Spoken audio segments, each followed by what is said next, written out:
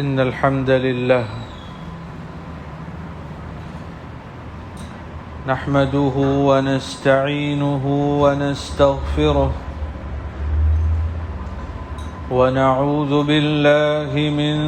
شرور أنفسنا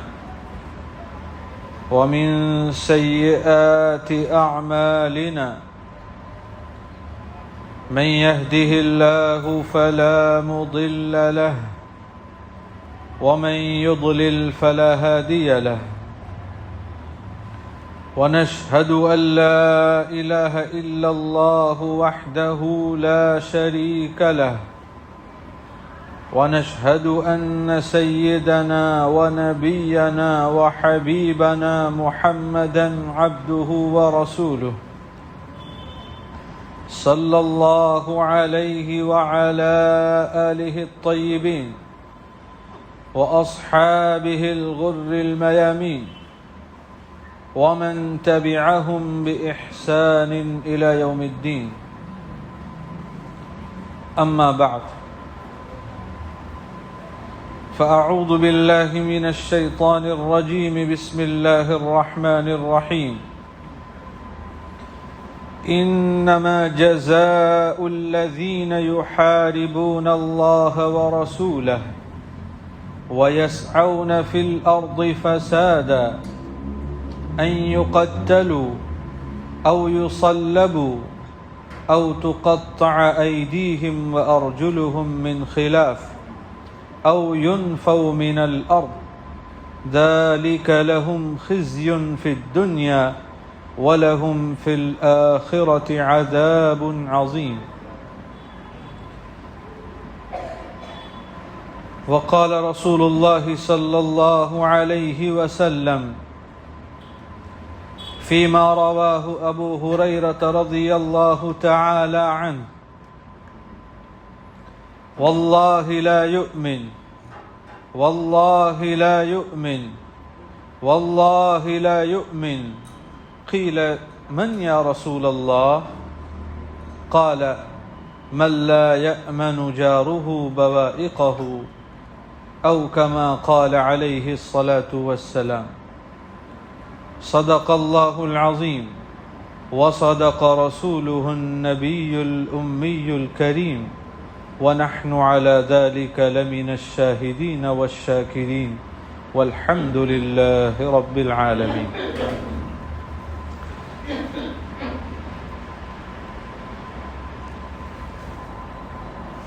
گزشتہ جمعہ میں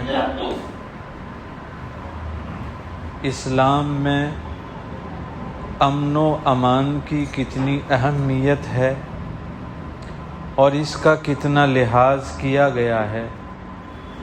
اس کے متعلق میں نے 3 باتیں آپ حضرات کے سامنے رکھی تھی۔ پہلی بات یہ تھی کہ اللہ تبارک و تعالیٰ کے لاڈلے پیغمبر سیدنا حضرت ابراہیم علی نبینا وعلیہ الصلاۃ والسلام نے اللہ تبارک و تعالیٰ سے دعا مانگی، اس دعا کا تذکرہ قرآن کریم میں آیا ہے۔ اس میں 2 جگہ سے میں نے آیات پڑھی تھی جس میں حضرت ابراہیم علیہ السلام نے رزق مانگنے سے پہلے اور اسی طرح بتوں کی عبادت سے بچنے سے پہلے اللہ تبارک و تعالیٰ سے امن و امان کو طلب کیا تھا۔ اور دوسری چیز میں نے ایک مثال آپ کے سامنے رکھی تھی امام رازی رحمۃ اللہ علیہ کے حوالے سے کہ انسان کے لیے صحت زیادہ اہم ہے یا امن سلامتی زیادہ اہم ہے۔ اور تیسرے نمبر پر میں نے انسانی زندگی میں جو اہم چیزیں ہیں اس کو بچانے کے لیے اور اس کو محفوظ رکھنے کے لیے شریعت نے کیا قوانین دیے ہیں اس کا تھوڑا سا تذکرہ کیا تھا، جس میں آپ حضرات کے سامنے 4 چیزیں رکھی تھیں کہ انسان کے نزدیک خود اس کی جان بہت قیمتی ہے، اسی طرح اس کے لیے زندگی گزارنے میں جو سہارا بنتا ہے اس دنیا میں، اس اسباب والی دنیا میں وہ مال ہے، تو اللہ تعالیٰ نے اس مال کی حفاظت کے لیے کیا قوانین بنائے ہیں۔ اسی کے ساتھ ساتھ اگر انسان کو زندگی بھی مل گئی، اسباب کے درجے میں مال بھی اس کے پاس ہے، لیکن اگر عزت اس کی محفوظ نہیں رہی تو بھی زندگی گزارنے کا انسان کا جو ایک موڈ ہوتا ہے وہ ختم ہو جاتا ہے۔ تو اللہ نے اس عزت کی حفاظت کے لیے کیا انتظام کیا، اس کا تذکرہ ہوا تھا۔ اور چوتھے نمبر پر انسان کو اللہ نے جو عقل عطا فرمائی ہے وہ اتنی بڑی نعمت ہے کہ وہ اگر انسان سے ختم ہو جاتی ہے تو پھر ہم اور آپ جانتے ہیں کہ جو انسان عقل ہی نہ رکھتا ہو ہمارے معاشرے میں اس کی کیا اہمیت باقی رہ جاتی ہے۔ تو اللہ تبارک و تعالیٰ نے ان چاروں چیزوں کی حفاظت کے لیے کیسے سخت قوانین بنائے ہیں، میں نے اس کا تذکرہ کیا تھا۔ اب میں آگے ایک پانچویں اہم چیز، اور وہ ہے انسان کا دین اور اس کی شریعت، جس کو ہم کبھی اسلام کہتے ہیں۔ یہ بھی انسان کے لیے بہت اہم چیز ہے۔ مان لیجئے ہمارے پاس جان بھی محفوظ ہے، ہماری عزت بھی محفوظ ہے، مال بھی اللہ نے بہت دے دیا ہے، عقل بھی ہماری بہت ٹھیک ٹھاک ہے، لیکن ایمان ہی کی دولت ہمارے پاس نہیں رہی تو سمجھو کچھ نہیں رہا۔ اس لیے کہ میرا اور آپ کا یہ عقیدہ ہے، ہم یہ مانتے ہیں، ہمارا اس پر یقین ہے کہ ابھی ہم جس زندگی میں چل رہے ہیں وہ تو چند روز کی ہے، ایک دن ہمیں موت آنی ہے، پھر اس کے بعد ہم مٹی کے حوالے ہوں گے، پھر ایک دن آئے گا جس میں اللہ تعالی ہمیں اس مٹی سے باہر نکالیں گے، ہمیں زندہ کریں گے، پھر اللہ تعالی ہمیں ایک میدان میں جمع فرمائیں گے۔ اس گزاری ہوئی زندگی کا حساب و کتاب ہوگا، اچھا بھلا سب الگ ہو جائے گا، اور پھر اس کے بعد اللہ تعالی جو ہمارے آپ کے حق میں فیصلہ فرمائیں گے اسی کے اعتبار سے اللہ ہماری حفاظت کرے، یا تو ہم جہنم کے حوالے ہو جائیں گے، اور ہم اللہ سے مانگتے ہیں تو اللہ تعالی ہمیں وہ جنت عطا فرما دیں گے۔ اللہ ہم سب کو نصیب فرمائے۔ وہاں جب یہ فیصلہ ہو گیا، اب جو زندگی شروع ہوئی، میرا آپ کا یقین ہے کہ اصل زندگی تو وہ ہے، اس لیے کہ اس زندگی میں کسی طرح کا خطرہ نہیں، اس زندگی میں کسی طرح کی تکلیف نہیں، اس زندگی میں کسی کی محتاجگی نہیں، اس زندگی میں کبھی مایوسی نہیں، کوئی خوف نہیں۔ آپ تصور کر لیجئے اپنے ذہن میں کہ میں اس زندگی میں کن پریشانیوں سے گزر رہا ہوں، آپ تصور کرتے کرتے تھک جائیں گے۔ جتنی بھی پریشانیاں آپ کو یاد آئے اس میں سے کوئی بھی جنت میں نہیں ہوگی۔ اب غور کیجئے کہ جب اللہ کے رسول صلی اللہ علیہ وسلم کی وہ ایک روایت ہے جس میں آپ علیہ السلام فرماتے ہیں کہ میں حوض کوثر پر کھڑا رہوں گا میری امت کو پانی پلانے کے لیے، اور اس پانی کی خصوصیت یہ بتلائی گئی کہ انسان جب وہ پانی پی لے گا پھر کبھی اس کو پیاس نہیں لگے گی۔ اب حضرات محدثین نے کہا کہ اگر پیاس ہی نہیں لگے گی تو پھر جنت میں پانی کہاں پیے گا انسان؟ تو پھر اس کو سمجھایا کہ پیاس نہ لگنے کا مطلب یہ ہے کہ اس دنیا میں ہمیں جب پیاس لگتی ہے تو کبھی بھائی بجلی ہی نہیں ہے، بہت گرم پانی ہے، پیاس ہوئی لیکن پانی ایسا ٹھنڈا موجود نہیں جو ہمیں سکون دے سکے۔ کبھی ہمیں پیاس لگی ہے، بہت ٹھنڈا پانی ہے، بستر سے اٹھنے کی طاقت نہیں، کوئی لا کر دینے والا نہیں۔ تو مختلف طرح کی پریشانیاں پیاس لگنے کے ساتھ انسان سے جڑی ہوئی ہوتی ہیں۔ تو محدثین نے کہا آپ علیہ السلام نے یہاں جو خوبی بیان فرمائی ہے اس پانی کی، اس کا مطلب یہ ہے کہ جنت میں پانی پیے گا، پیاس بھی لگے گی، لیکن اس پیاس کے لگتے ہی پانی جیسا اسے چاہیے اس کے سامنے حاضر ہوگا۔ اس کو پانی پینے کے لیے جو پیاس کے وقت پریشانی ہوتی ہے وہ ایک سیکنڈ کے لیے بھی اٹھانی نہیں پڑے گی۔ یعنی اتنی بھی پریشانی نہ ہو، میں یہی سمجھانا چاہ رہا تھا کہ وہ زندگی ہے جو ہماری بغیر کسی پریشانی کے گزرے گی، اور وہی حقیقی زندگی ہے۔ بلکہ جب بات نکلی ہے تو ایک دو باتیں اور عرض کر دوں کہ اس جنت کی نعمتوں کے سلسلے میں اللہ تبارک و تعالیٰ نے قرآن پاک میں بہت تفصیل سے آیات نازل فرمائی. آپ علیہ السلام نے سمجھایا کہ مجھے اور آپ کو دل میں خیال ہوا کہ مجھے یہ پھل کھانا ہے، وہ آپ کے منہ کے پاس حاضر. ہمیں اٹھنا نہیں ہے، ہمیں کسی باغ میں توڑنے نہیں جانا، ہمیں کسی بازار میں خریدنے نہیں جانا، وہ ہمارے منہ کے سامنے حاضر. بلکہ یہ فرمایا کہ ابھی آپ نے وہاں سے توڑ کے وہ پھل کھایا نہیں کہ فوراً وہاں دوسرا لگ جائے گا. پھر یہ بھی فرمایا کہ آپ نے ایک مرتبہ کھایا، پھر دوسری بار کھاؤ گے تو اور ہی مزہ. پھر چونکہ انسان تو اس کا عادی ہے کہ اگر ہم اسے کہیں کہ بھئی آپ کو وہاں پھل ملے گا، کون سا پھل؟ مثلا انار کا، ہاں سمجھ میں آیا اس لیے کہ یہاں ہم کھاتے ہیں، تو بس ہمیں سمجھ میں آئے اس لیے نام وہ بتلا دیے اور کہے ایسے پھل جنت میں ہیں. باقی حقیقت میں اس کا مزہ کیسا ہوگا، وہ کس ٹائپ کا، وہ ہم تصور بھی نہیں کر سکتے، وہ کتنا لطف والا ہوگا. تو اللہ تبارک و تعالیٰ نے میری آپ کی حقیقی زندگی جو رکھی ہے وہ زندگی ہے، اور اسی کو بنانے کے لیے مجھے اور آپ کو یہ موقع اللہ تبارک و تعالیٰ نے دیا ہے. اس لیے اب وہ زندگی ہماری بہتر سے بہتر ہو اور ہم اس جہنم سے محفوظ ہو جائیں جو بدترین زندگی ہے. اتنی بدترین زندگی ہے کہ اس میں ہلکا سا عذاب بھی انسان کے لیے اتنا خطرناک ہوگا کہ ہم اس کو سوچ نہیں سکتے. نبی پاک صلی اللہ علیہ وسلم کے چچا جان نے، ہم جانتے ہیں کتنی مدد فرمائی تھی آپ کی، لیکن ایمان نصیب نہیں ہوا. بہت کہا نبی پاک صلی اللہ علیہ وسلم نے آخری وقت میں کہ چچا جان کلمہ پڑھ لیجئے پھر میں سب سنبھال لوں گا، یعنی میں سفارش کروں گا، آپ نے میری بہت مدد فرمائی ہے، لیکن نہیں لائے. تو اللہ کے رسول صلی اللہ علیہ وسلم نے فرمایا کہ وہ ایمان تو نہیں لائے، اس لیے ظاہر سی بات ہے جنت تو ایمان کی بنیاد پر ملنے والی ہے، لیکن جو کچھ انہوں نے خدمت کی ہے، میری اور اسلام کی مدد کی ہے، بھلے وہ غیر مسلم تھے، لیکن اس مدد کی وجہ سے ان کو اللہ ایک ہلکا عذاب دے گا، لیکن وہ بھی ایسا ہوگا کہ اگر نیچے سے عذاب ہوگا تو ان کا سر کھولے گا. اب جس کے جتنے بڑے جرم ہوں گے اس کی سزا کتنی سخت ہوگی، میں اور آپ اس کو سوچیں.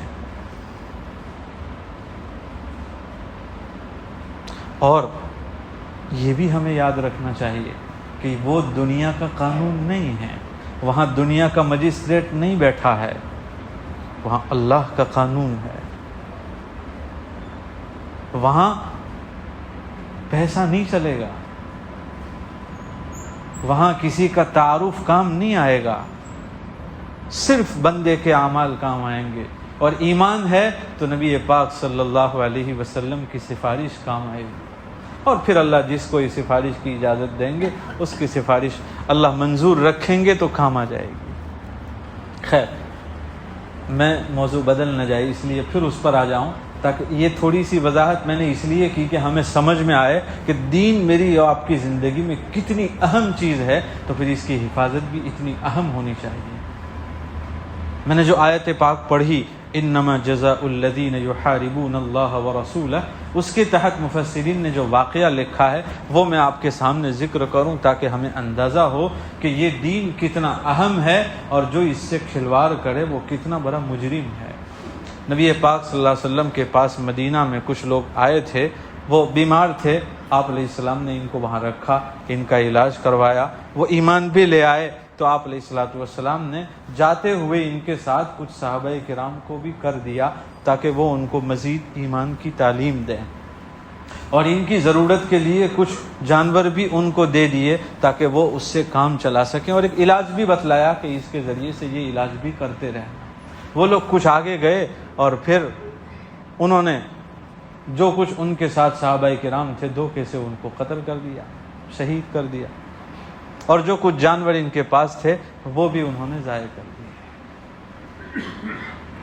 ادھر مدینہ میں نبی پاک صلی اللہ علیہ وسلم کو خبر پہنچی کہ وہ مرتد ہو گئے، جس کو ہم کہتے ہیں دین سے باہر نکل گئے۔ ایمان یہاں کلمہ پڑھا اور وہاں جا کے دھوکہ بازی کی، تو آپ علیہ السلام نے لشکر بھیجا اور کہا ان کو پکڑ کے لاؤ۔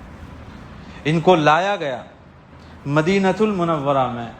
اور وہ رحمت للعالمین شخصیت آپ علیہ السلام کیا ہے، پوری دنیا کے لیے رحمت بن کر آئے ہیں، اور اس کے ہزاروں نمونے ہیں۔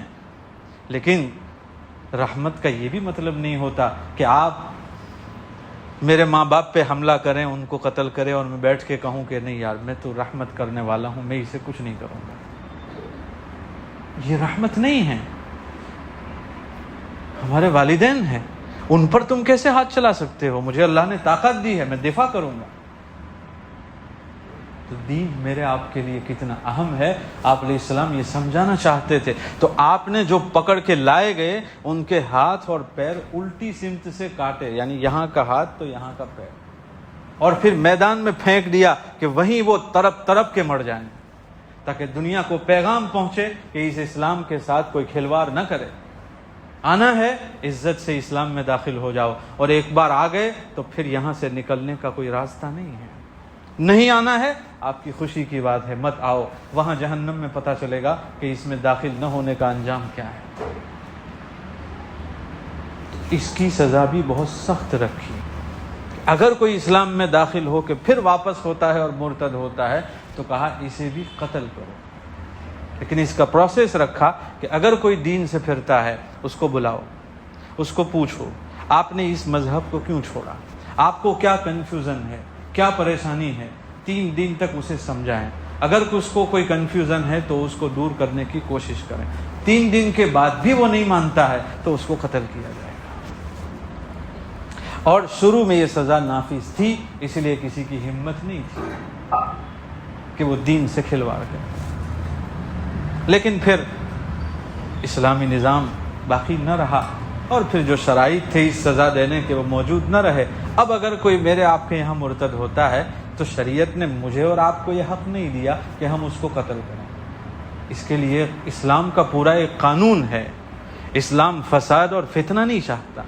یقیناً وہ سزا کا مستحق ہے، لیکن آج میں نے اسے قتل کیا، کل کوئی اور کسی کو قتل کر دے گا۔ کیوں کیا؟ تو کہ وہ مرتد ہو گیا تھا، اب کون دیکھنے گیا؟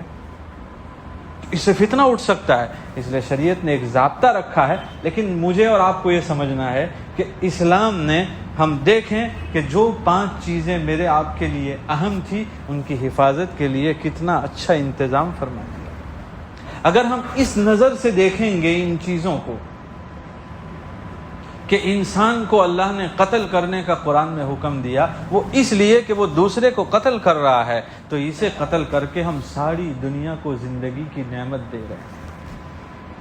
اس نظر سے دیکھیں تو ہمیں اسلام واقعتاً رحمت اور امن کا دعوے دار ہے، اس پر یہ دلیل محسوس ہوگی۔ اسی طرح اگر اسلام میں ہاتھ کاٹنے کی سزا ہے تو ہمیں اس کا یہ بیک گراؤنڈ سن کر یقین ہو جائے گا کہ اسلام میرے اور آپ پر کوئی ظلم کرنا نہیں چاہتا، مجھے اور آپ کو ہاتھ سے محروم کرنا نہیں چاہتا۔ اللہ چاہتا تو ہمیں پہلے سے ہی نہ دیتا یہاں، اللہ تو چاہتا ہے، اور اس ایک ہاتھ کو کاٹ کر پتہ نہیں کتنے لوگوں کے اموال کو اللہ نے محفوظ فرمایا ہے۔ یہی مقصود ہے۔ تو کوئی اس بیک گراؤنڈ کو نہ دیکھے، اس کے نفع کو نہ دیکھے، اور صرف اسی چیز کو اٹھا لے اور پھر اپنے ذہن میں یہ شکوک بڑھا دے، کنفیوژن لگا دے کہ یار سمجھ میں نہیں آتا، اسلام تو بہت کڑک مذہب ہے، اس میں تو سختی ہے۔ سختی نہیں، میری آپ کی حفاظت کے لیے اللہ تعالیٰ نے یہ قانون رکھا ہوا ہے۔ اور آج تک آپ نے کبھی دیکھا کہ کسی نے ایسا مقدمہ دائر کیا ہو کہ اس ڈاکٹر کو جیل میں ڈالا جائے اس لیے کہ اس نے میرے ابو کا سینہ چیر دیا تھا؟ کوئی کہتا ہے ایسا؟ بلکہ ہم خوشی خوشی لے کے جاتے ہیں، آنکھ میں آنسو ہیں پھر بھی کہتے ہیں ہاں کر لو، اس لیے کہ آپ اس کو ختم کرو گے، اس کو آپریشن کرو گے تو ہی تو بچے گا، اب یہی اس کا چانس ہے، تو ہم خوشی سے کہتے ہیں۔ لیکن ہمیں غم ہے، لیکن ہم کریں گے اس لیے کہ اسی میں اس ہمارے رشتہ دار، ہمارے ماں باپ یا جو بھی ہے اس کی حفاظت کا ذریعہ ہے۔ شریعت نے بھی نہ چاہتے ہوئے، شریعت نہیں چاہتی، شریعت تو چاہتی ہے کہ ہر انسان کامیاب ہو جائے، ہر انسان جنت میں پہنچ جائے، اس لیے سب کو بار بار کہا یا ایھا الناس ادخلوا فی السلم کافہ، پورے کے پورے اسلام میں آ جاؤ، تمہیں امن ہی امن نصیب ہو جائے گا، سکون ہی سکون نصیب ہوگا۔ تو یہ 5 چیزیں میں نے ذکر کر دی جو وہی تھی، میں نے دین کو تھوڑا کھول کے سمجھایا، اس لیے کہ ہماری زندگی میں کسی نہ کسی درجے میں پہلی 4 چیزوں کی تو اہمیت رہتی ہے، اس کی ہم حفاظت کا خیال کرتے ہیں بھلے کسی ذریعے سے، تو اسی طرح ہمیں دین کے باب میں بھی بہت زیادہ محتاط رہنا چاہیے، بہت زیادہ بیدار رہنا چاہیے، کسی طرف سے بھی ایسا نہ ہو کہ میرا ایمان چلا جائے۔ بہت کچھ تو میری زندگی سے چلا گیا ہے، نماز میں ڈھیلاپن آ گیا ہے، حلال روزی میں کمزوری آ گئی ہے، میری زبان محفوظ نہیں رہی، میری آنکھیں چلی گئی، مجھ سے زنا ہو گیا، پتہ نہیں کیا کیا زندگی میں گناہ آ گئے، بس اب باقی ہے تو میرا ایمان ہے، وہ بھی مجھ سے چلا گیا تو رہ کیا جائے گا، پھر ہمیشہ کی جہنم ہی باقی رہے گی۔ اس لیے مجھے اور آپ کو یہ ارادہ کرنا ہے اور اس کی کوشش کرنا ہے کہ میری آپ کی زندگی سے کبھی ایمان نہ نکلے۔ اگر کبھی ہمیں کسی بات میں کنفیوژن ہے، نہیں سمجھ میں آ رہا، چونکہ آج کل میڈیا کا زمانہ ہے، پتہ نہیں اسلام کے خلاف کیا کیا چیزیں کہی جاتی ہیں، اگر ہمیں صحیح نالج نہ ہو اور غلط بات آ جائے تو کبھی ذہن میں ایسا ہوتا ہے یار یہ تو سمجھ میں نہیں آتا، ان کی بات صحیح، تو کہیں ایسا کرتے کرتے اسلام ہی میں کنفیوژن ہو گیا اور ایمان ہمارا ڈھیلا ڈھالا ہو گیا۔ اللہ ہی ہماری اس سے حفاظت فرمائے۔ اس لیے مجھے اور آپ کو اللہ سے دعا بھی کرنی چاہیے اور اپنے ایمان کو بچانے کے لیے ہمیں فکر مند رہنا چاہیے۔ اس کے لیے بس آخری بات کہہ کے اپنی بات مکمل کرتا ہوں کہ ایمان محفوظ رہتا ہے اعمال کے ذریعے سے، اس لیے ہم اپنے اعمال کو مضبوط کرنے کی فکر کریں، اور اس میں سب سے اہم چیز ہے نماز۔ ارادہ کریں یہاں جتنے بیٹھے ہیں میرے بھائی کہ میری زندگی میں آج کے بعد کوئی دن نہیں ہوگا جو میری نماز کو ضائع کرے، کہیں بھی رہیں، میں گھر میں ہوں، میں بازار میں ہوں، میں ڈیوٹی پر کہیں بھی ہوں، میری نماز نہیں جائے گی۔ اگر میری ڈیوٹی نماز سے روکتی ہے تو ایسی ڈیوٹی کو سلام کر دیجیے۔ اللہ تعالیٰ نے آج تک مومن کو کبھی بھوکا نہیں رکھا، بلکہ انسان کو نہیں رکھا، تو پھر ہمیں کیوں رکھے گا؟ اللہ مجھے اور آپ کو کہنے سننے سے زیادہ عمل کی توفیق عطا فرمائے۔ وآخر دعوانا ان الحمد للہ رب العالمین۔